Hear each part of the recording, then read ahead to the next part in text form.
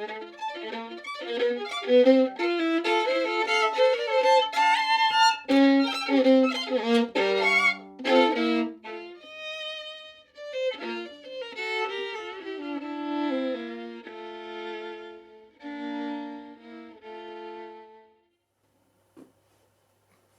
lesson is about how to hold violin. I use a shoulder rest. There's a video about the shoulder rest. If you haven't seen it, have a look. Just on how to place it on the instrument and how to remove it so you don't damage the instrument. Now, basically what you want is that when you place the instrument on your shoulder, you can face the instrument. You don't have to force your shoulder up. You want to keep your shoulder as low as possible and just have your instrument there. Yeah, so you want to face your instrument so you can see what you do. Now, I see a lot of people that have their instrument very far to the left. Now, that causes problems for when you start using the bow.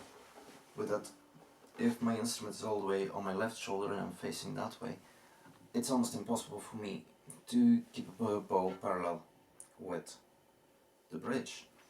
So if you move this foot, the one on the right, further away from you, you'll see that the instrument turns more and more towards the center. Find a way that is comfortable. Your instrument will not really be that straight, but you can bring it closer to the center. Then you don't have to work as hard with your right arm, which is what is going to create the sound and the character of your piece, dynamics, and whether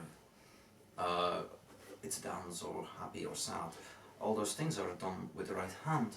So you want to make it as easy as possible here. On the other hand, of course, means this part of your arm has to come in a little bit more. It's a little bit more tiring. It's always a bit of a trade-off.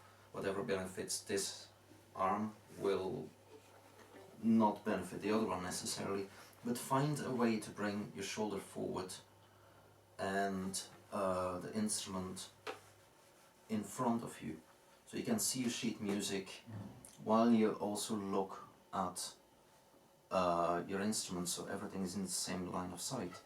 You can do it this way as well, but then everything feels a little bit more awkward, a little bit more disconnected. Now, there's no specific way that is right or wrong. Everybody's body is slightly different, so experiment with this.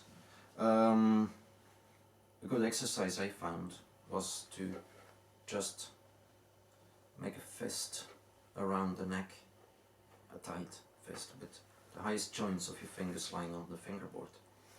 With the other hand you place the instrument and then you put it on your shoulder. Now, if you haven't slipped here, you'll see that your elbow has come in. Then try to relax and keep your elbow there. This is a very good standard in order to be able to keep a straight wrist here and to reach all your strings. Yeah? Now, I like to just support the neck when I play. I don't grip the neck because it causes tension and it makes it difficult to stretch.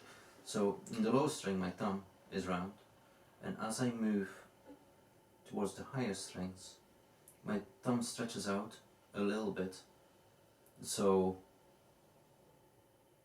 it just supports the violin, it doesn't grab. So when I need to shift, all I have to do is move my hand. If you see it from this angle, you see that from the time I go to the next string, there is a little space already between my hand and the instrument. I don't grab it like that. You keep your elbow slightly on the right side of your fingerboard. Yes, under the violin of course. So don't play like this. It makes it really awkward to make round fingers and you end up having to squeeze too much and your tongue might slip. Yeah? So these are my recommendations on how to hold an instrument. Changing the angle of the shoulder rest will make things easier. just experiment a lot with it and try to get it just off center, a little bit to your left, but not too much. Yeah, to bring the elbow in, that brings the shoulder slightly forward and make it easier to have everything close together, and makes it later on when you do straight bowing exercises a lot easier to reach the tip without going diagonal with your bow. Yeah? Okay, that's it. Good luck. Enjoy. Bye.